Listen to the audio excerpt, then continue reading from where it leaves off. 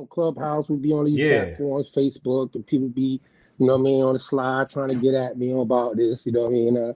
I'm going to address it based off of, you know, the facts of the matter. We were just talking, shout out to Richard Monte, right? He just hit us the other day on Clubhouse. He out of Philadelphia, amongst the Moravian history, you know what I'm saying?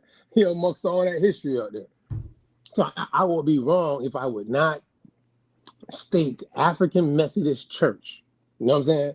I have to talk about the African Methodist Church and its connection to the Moravian situation and the Negro Indian schools that the Moravians have in these territories called Shakamexum that we all today know as Philadelphia. You know what I'm talking about? Like, listen now, I can't go around it because baptism charge, you know what I'm talking about? And freedmen, you know what I'm talking about? Being acknowledged in a colonial society is going to be tied to this situation. I want y'all to hear me clearly. Real talk. I can't front. Because see, I ain't dodging no smoke with these people that been talking all that on the sideline. We're going to do this for real right now. So baptism and freedmen status, legal recognition.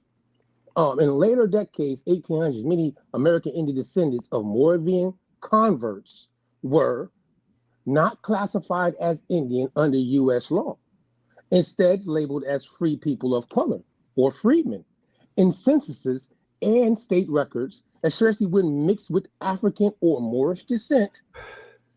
Examples: Cherokee freedmen, some descended from Christianized Indian slaves, or Afro-Indians. Delaware and Creek Christian Indians were listed as freedmen rolls if they no longer lived tribally. These Christian lineages often lived apart from the tribe, forming mixed ancestry Christian communities under Moravian or Methodist guidance. Now, we're going to keep going. Example cases of people: Richard Allen.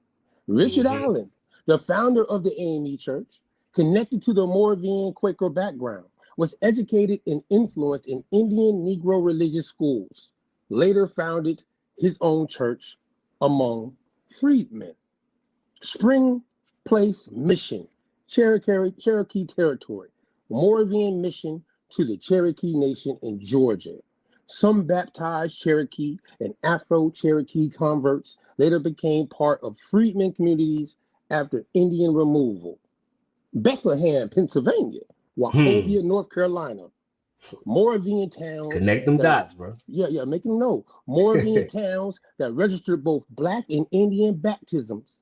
Church books recorded as race baptisms, material status, and status as slave or freed. These records were sometimes used in court to affirm freedom. So, I mean, it's a legal shift, but I make sure I got to get that in there real quick because I can't, you know what I'm saying? Okay. Hey.